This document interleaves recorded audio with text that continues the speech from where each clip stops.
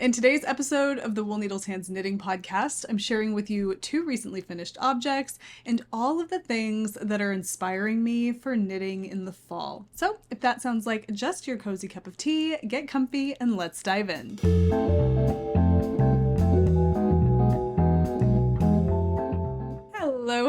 Hello, and welcome to the Wool Needles Hands Knitting Podcast. My name is Taylor, and I will be your host. It has been a while since I have been in front of the camera filming content for you, and that's because I've taken a little bit of a break, intentional hiatus from producing knitting content for the channel, just as a way to allow myself to just recharge. I feel like I needed an opportunity to just step away and kind of get my feet back under me and recharge, and I'm back, and it feels really good to be with you guys today because I have 2 finished knitting projects and a lot of knitting related things to share with you, things that are fluffy and cozy and fuzzy and inspiring me for fall. There's some reading involved in all of this. I'm just gonna scrape the surface of something I just recently finished that I think you guys would like.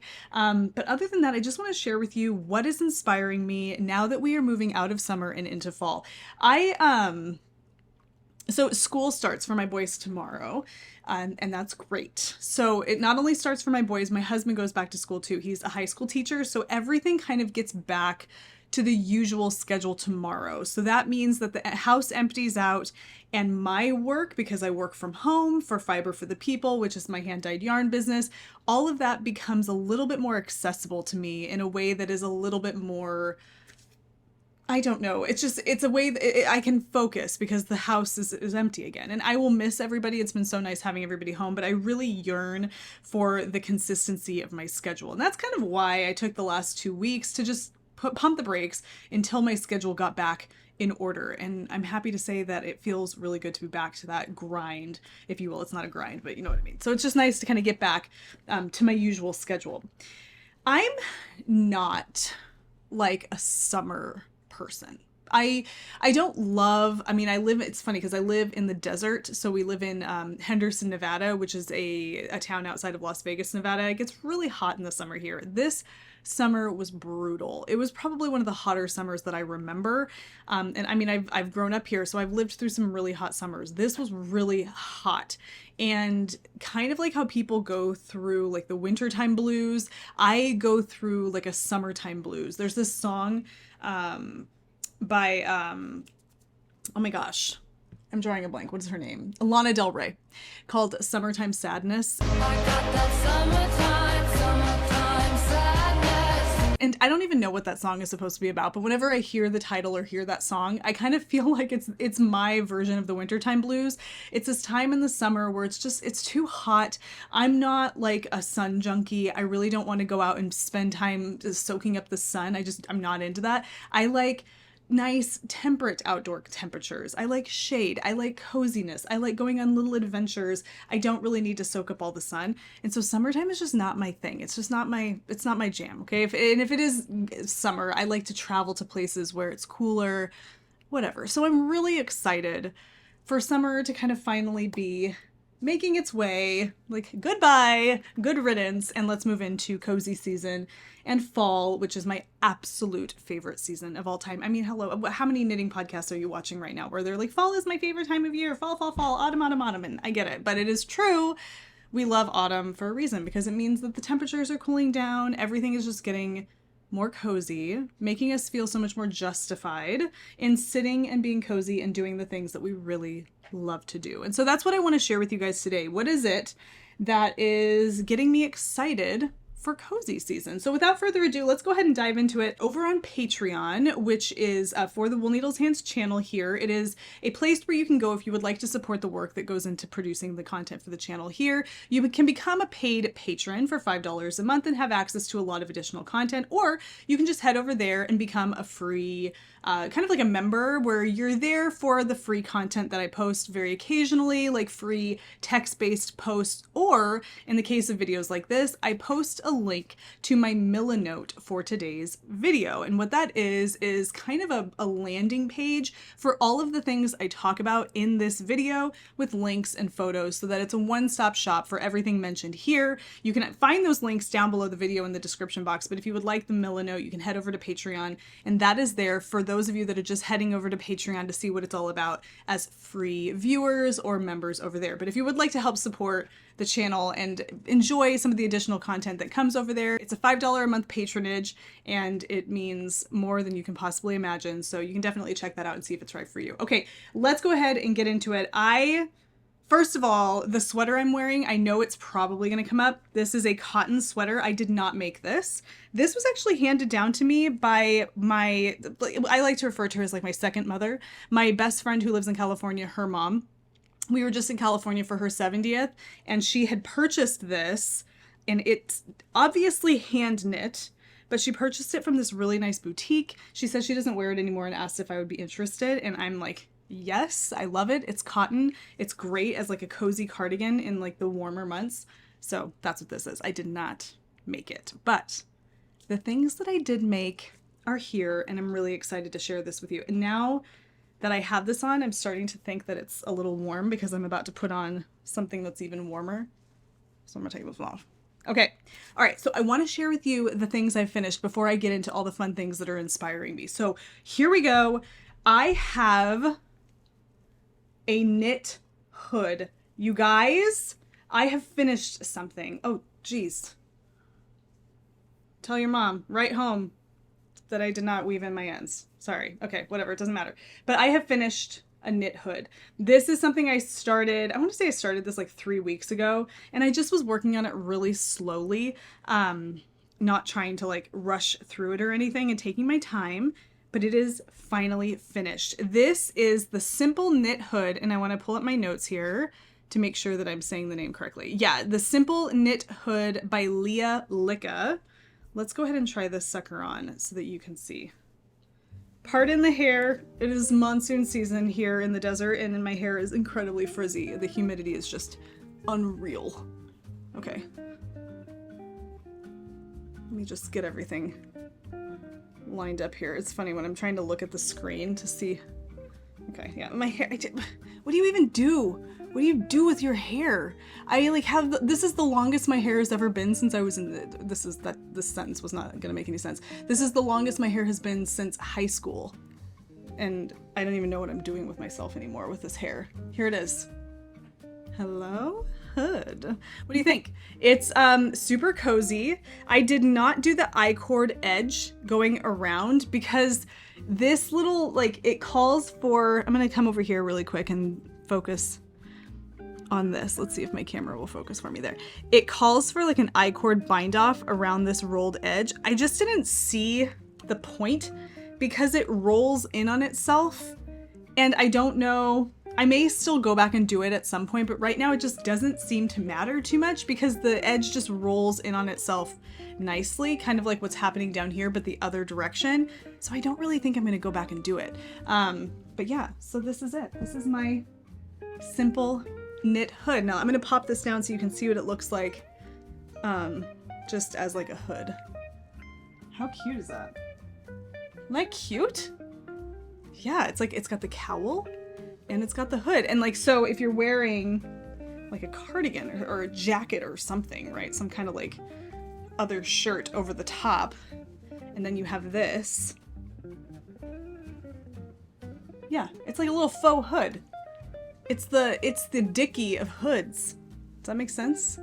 Yeah, but I like it. I like it. Simple Knit Hood. I put this on and I feel like this part. Why does it feel like it? I don't know. Oh no, it needs to go this way. Okay. I don't know what else to say. I think it's super cute. It was easy.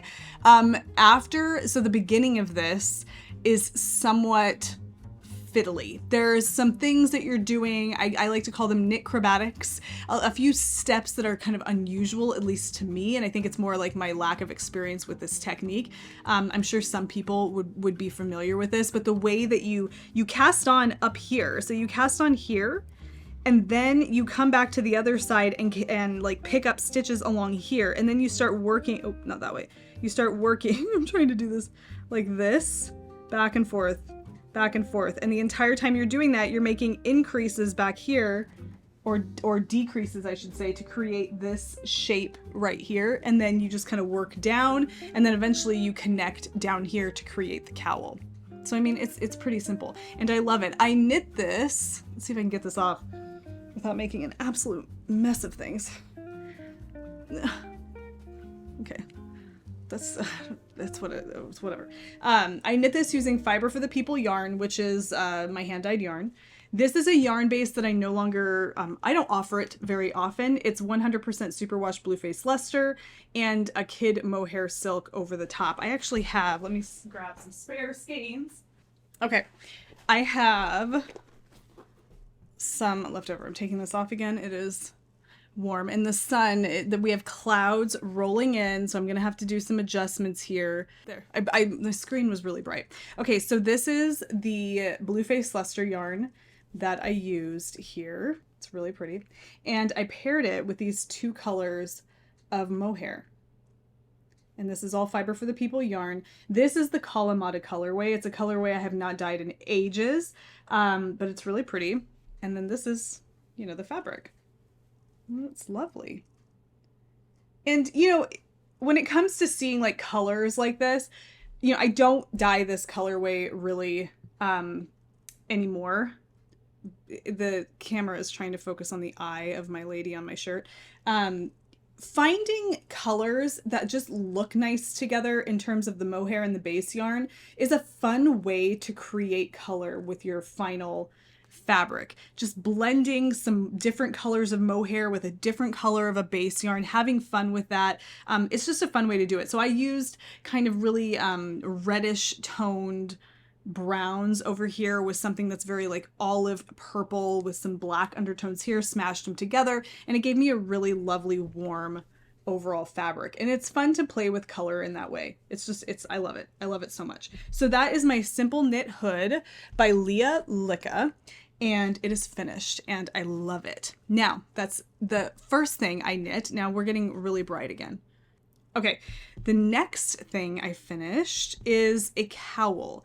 Okay, so this that you see right here was originally intended to be a hood. I was actually knitting this with the intention of turning it into a hood. You may remember if you've been watching the podcast for at least, you know, since spring, late spring, this is something I brought out as a project. However, I decided that I didn't want to improvise my own hood. I wanted to follow a pattern. And so that's what prompted me to cast on to this one. And then I figured I would just turn this one into a cowl. Well, I got to a certain point in that process, and then I thought to myself, well, you know, now that I've made this hood, I kind of know how it's constructed, so I feel much more confident turning this into a hood. So I started to do that, which is why you see that little split right there. As opposed to working from the top down with this one, I was working from the bottom up with this one, so I was essentially just doing the reverse. Well, I got to this point, which is what you're doing is separating it out, and this would be the hood that would go up and over your head. But I got to this point and I wanted to do like a try on, so I tried it on. Again, here we go. And I had it, I was holding it up, or trying it on in front of the mirror, and it was like this because of that split right in the middle there, just hung open like that around my neck.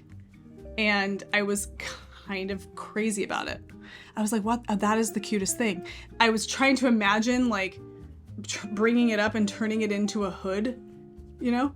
And I just couldn't. And so I let it lay there just like you see it here. And I thought, how cute is that? It's like a split collar, like not hood, cowl.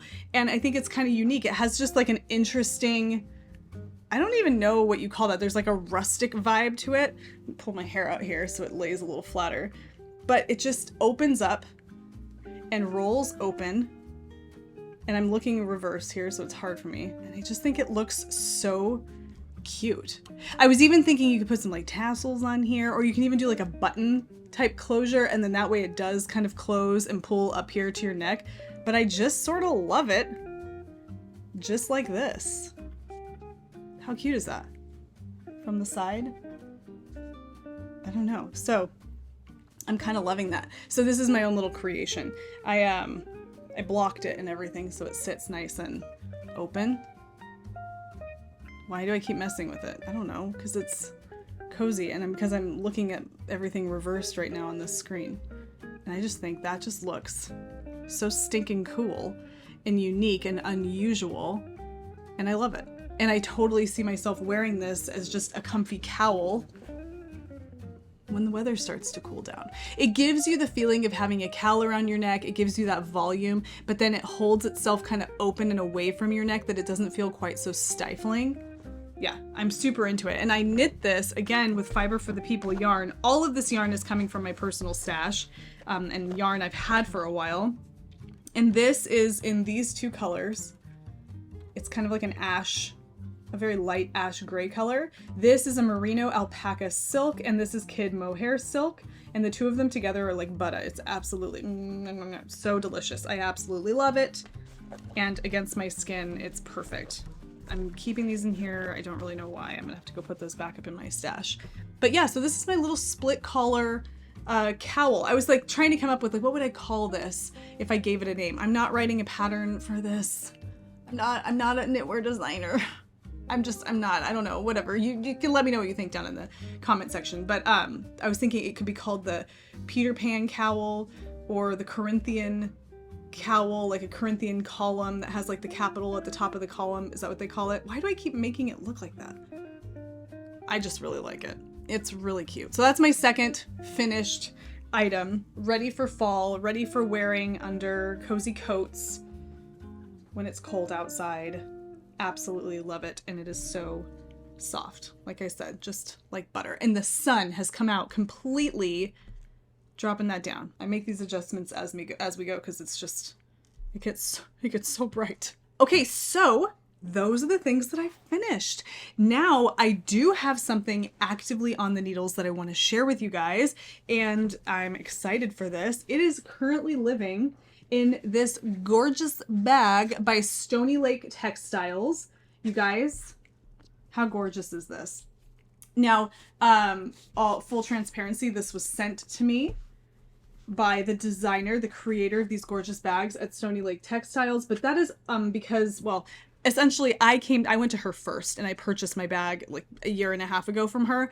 And that created a relationship between the two of us. And every once in a while she'll send me a bag to review here on the channel. So just so we all know, this was sent to me, but it's because I went to her first and I love her bags. Look how gorgeous this is. Leather, no, actually this is wax canvas bottom. Super gorgeous. Gorgeous canvas fabric. Leather drawstring kind of binder right there. And then inside it has like a little doodad here for holding progress keepers or your keys. Plenty of space and pockets. And the pockets have the kind of like the lining of the outside fabric. I don't know if you can see, but if you look inside, the pockets have the outside fabric on the edge, on the rim. And then there are pockets, not here, right here. How beautiful is that? Yeah, absolutely love that. So this is by Stony Lake Textiles. I think her shop on Etsy is taking a break right now, but I'm pretty sure she has a freestanding website. I'll link to both down below in the description box. But I love this, and this is currently housing a cast on that I'm excited about. This, let me make sure I get all the names correct here. This is the Cocktail Cardigan by Trico Design MCL. Now, I love this cardigan. It's a very classic look. It has a very classic silhouette. I love the red there, but I am very much working from my stash right now. I am trying to use the yarn that I have in my stash that I've purchased for things. I just want to work through it, and I have no problem doing that. I kind of like doing that.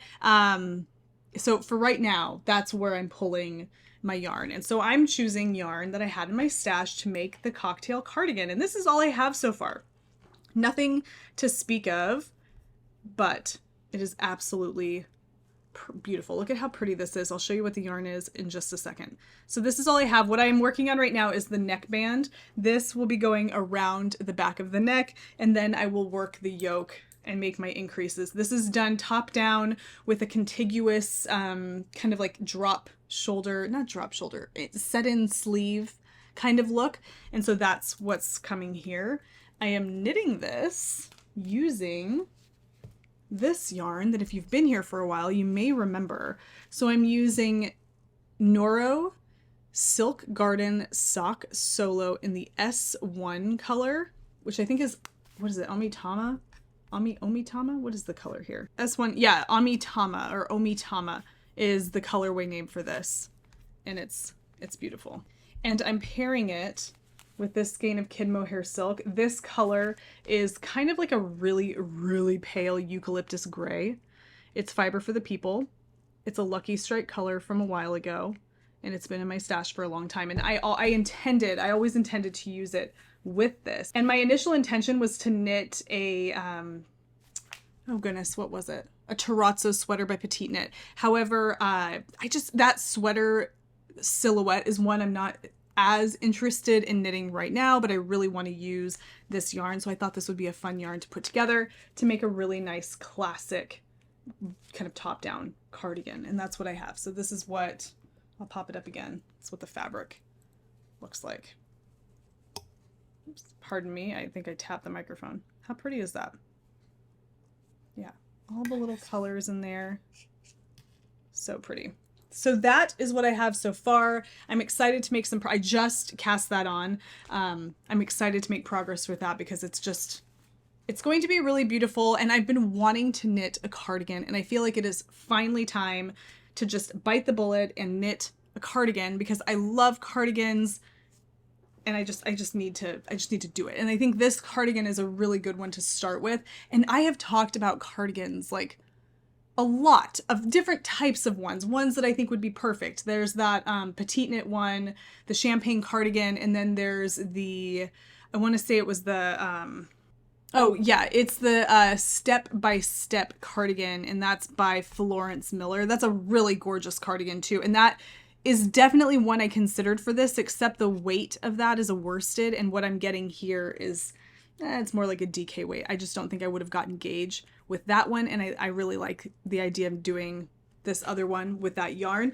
but that is a really great cardigan pattern from the looks of things for something like this, and it has a full tutorial on YouTube if you're interested. So it's a great option, but for me, I really love this cocktail cardigan. I think it's beautiful. So that is what I have casted on, and I'm working away on that. I'm really enjoying it. I would like to use my Essayer Eco Soft that I have had sitting in my stash for quite some time. And there is a sweater pattern called the Laura sweater that I think would be perfect for this. In fact, Vanessa Palisa, who is the designer of the Laura sweater, she uses something really similar in hers. She uses Cama Rose Snefnug, which is a blown yarn similar to this. So if you look at this, you can tell that it's got kind of that blown, well, it's a blown yarn here. It is 56% alpaca, 44% organic cotton.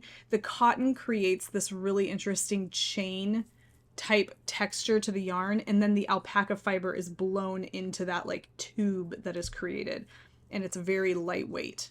I love it. So I have this, and I would like to use this to knit a Laura sweater. It is a very basic top-down sweater. There's nothing fancy about this sweater. There's nothing unusual. There's no texture, which is something I would really like to embrace more. And I have a sweater that I will be bringing back into rotation, sweater number 18, and that's for an episode coming down the road. And there's lots of texture with that. But for this, I wanted something that reminded me of the Magnolia Bloom sweater by Camilla Vaude, in that it was circular yoke, similar folded over neckline, and overall similar shape minus the big lace motif. And this really kind of hit that mark for me. And I know I could knit the Magnolia Bloom and just omit the lace. I know that that's an option, but this, it's already here. I could just follow it. And it has an option for a really lovely split hem, which I'm super into. So I thought this was a good choice for this yarn. I have just enough for what I need for this project, and I'm excited about it. And I need to use this. It's just been, a sweater quantity of this has just been sitting in my stash. I need to quit dilly-dallying and lollygagging and just actually use it already. So that sweater is really inspiring me for that yarn right now. Something else that's really getting me in the mood for fall, which is getting me in the mood for knitting, is a book that I just recently finished. Now, if you would like to hear me talk more about books that I am reading with my husband, Brandon, you need to check out our channel here on YouTube called Good Books Lately. Welcome to Good Books Lately. I'm Brandon. And I'm Taylor, and this is Pepper, and we are here today to share with you our August TBR. It is our BookTube channel where we talk all about what we're reading, and I go much more in depth over there. But I'm just going to do a quick mention here because this book, for those of you that like, I don't know, I mean, horror, I feel like is a stretch because this is not really a horror genre book, even though I think that's what it's I think if you go to Barnes and Noble, that's where you're going to find this. How do I explain this? Okay, let me show you what it is. This is the book called Slewfoot by Brom, A Tale of Bewitchery. So I would say this is just a spooky book. It has a lot of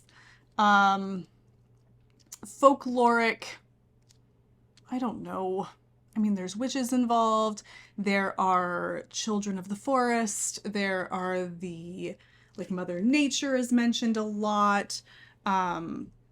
Just little, it's kind of hard to explain, but it's like here. We have this guy who I'm not going to tell you too much about. Again, we have like witches. If I had to tell you what this was in like a sentence, I would say it is a fantastic book of vengeance that is a mix between The Crucible and the TV series Midnight Mass, if you're familiar with that TV series. That TV series wrecked me emotionally. It was incredibly dark, and this book has moments where it is very dark. So this is not as dark as Midnight Mass, but there is definitely that element. But if you are familiar with the story The Crucible, not only am I familiar with the story, I was actually in the Crucible in high school. I played Rebecca Nurse. And so if you're familiar with that and the Salem witch trials, this definitely has that in it. It's fantastic. So it's great for spooky season. It's great to give you those fall vibes. I listened to it. The audiobook is exceptional, but if you have a physical copy on hand, just to kind of reference, the illustrations are gorgeous and they're all illustrated by the author. I'll talk more about this over on Good Books Lately, so definitely check that out. But this is very much inspiring me right now. Spooky season is coming and I want to read the spooky books. There's a few other kind of spooky-ish books that I'm interested in reading, and again, check out Good Books Lately because we're going to be talking about that. But that is one of them, and I love it. I link to that down below if you are interested. But for those of you that like witchy reads and things like that, I think you would really love this one. Okay, last but not least, things that are inspiring me. I don't really have anything to show you here, but when autumn comes around, the thing that kind of starts to become, I don't know, the thing I want to pull out and watch with the family, just the overall vibe is like the Harry Potter Hogwarts vibe. We're very into the Harry Potter vibe right now. We have been playing the game Hogwarts Legacy as a family. It's a PlayStation game. Well, you can get it on various different gaming devices, but we have a PlayStation 5, and so we play it on that.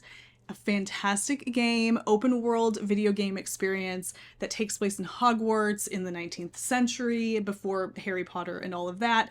And it's so great. And I love it. I love the ambiance. I love the music. The kids get a big kick out of playing it.